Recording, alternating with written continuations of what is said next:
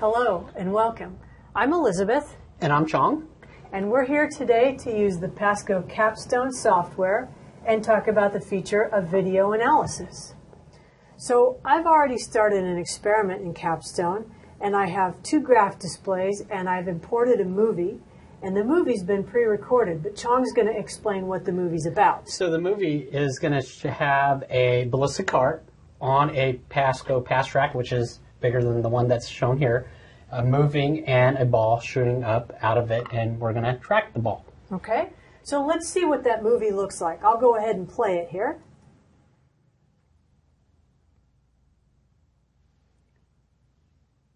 There it is.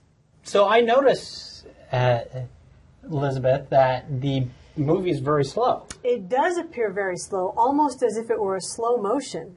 Why is that? And that's because the video was shot using a high-speed camera. Aha. And the other thing I noticed is the cart caught the ball. The cart did catch the ball, you know, and that's why we have this device. This is meant to show the independence of motion in the X and Y direction.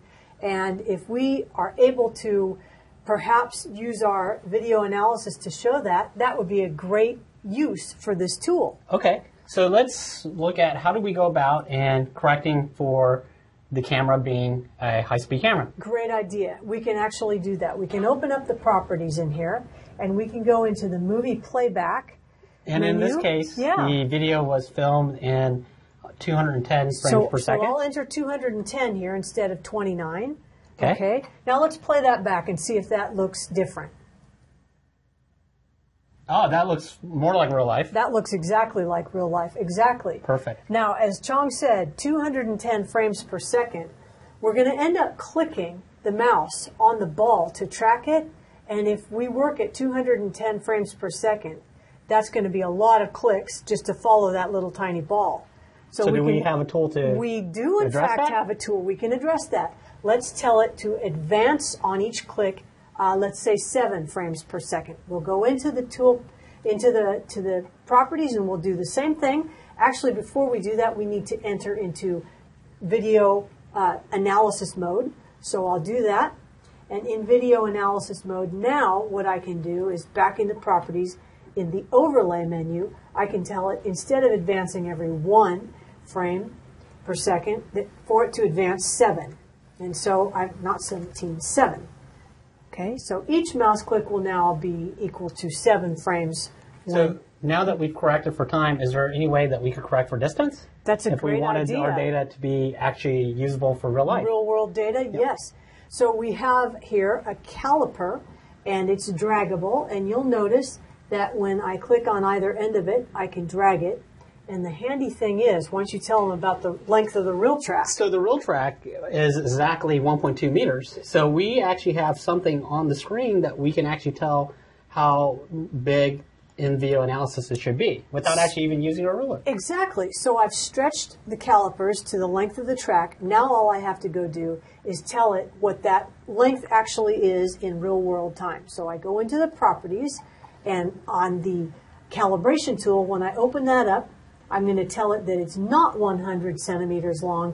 It is actually 120 centimeters long. Okay, and let me type in 120. All right, so now it's calibrated in both space and time, and I think we're ready to go, huh? Yes. Okay, so now it's the ball that we're going to be tracking. So I want to back up the film, the video, until that point where the ball is just about coming out of the cart. There, I would say. And I'll maybe send it back. All right. So I just can barely see the ball coming out of the cart. And I noticed the ball is quite small. It's awfully small, to help us see better There is. They're called my glasses, so I'll put them on. However, there is also a tool in the tool palette. It's the magnify the video in the region of the cursor tool, which is one of my favorites. So what it does is just where I'm hovering the cursor, it actually magnifies that region. So I can just barely see the ball beginning to emerge from the cart, and when I click, it makes the movie active. And now the next click is actually going to lay down a little kind of like digital breadcrumb there. And the next time I click, so I noticed, Elizabeth, that you accidentally double-clicked 2 points together. Is there a way for us to go back and correct that? You know, after we take this, after we finish this up, we can absolutely go back and delete that or correct that point.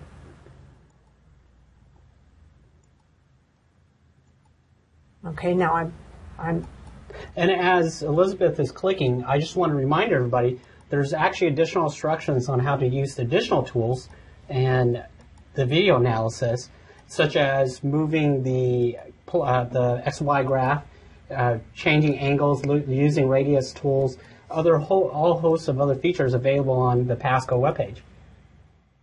all right. I'm almost done with my clicking here because the ball is almost right back into the cart, and there I think it is. And I'm going to give one last click where I know that ball just landed. Okay, and now I'm going to turn off the magnify tool, and these little clicks that I have done now act exactly like sensor data. So what I have is some data that I could use to populate the graphs. And as we mentioned earlier, Chong, we are curious about whether or not the motion in the X direction and the Y direction really are independent. So we would look for the X velocity versus time. Let's look at the X velocity. And the Y velocity versus time. Okay. So the X velocity, I think, is right there. And it automatically put the time in? It did, actually. Put the time right there on the Y-axis. And now I'm looking for the Y velocity. And I noticed that the X velocity is a little jagged. It is pretty jagged. But you know, when I look at the Y-axes of both of those plots, they're not the same. On the upper graph, it's a range from about 25 to about 55. And it's not anywhere near that range on the lower graph. So what to do?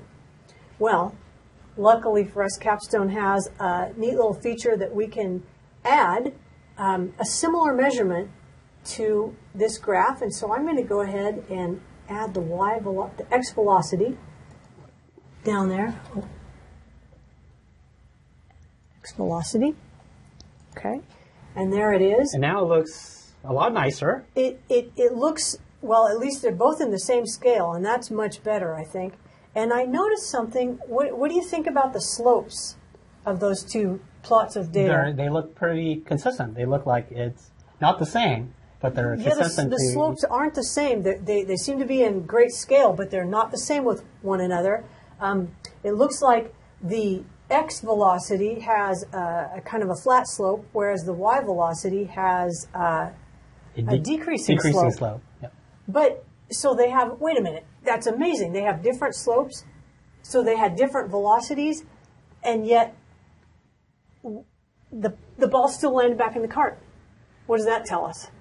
That the ball was moving the same velocity as the cart in the X direction. Exactly right. Okay, that's pretty amazing. I'm sure there are all kinds of other things that people would like to be able to do with video analysis, which, as Chong mentioned, there is an instruction on how to do this, and as well as this video available on the Pasco website. We hope you'll go to the Pasco website and look for it, and we invite you to join us another time for another video. Thank you very much. Thank you for joining us.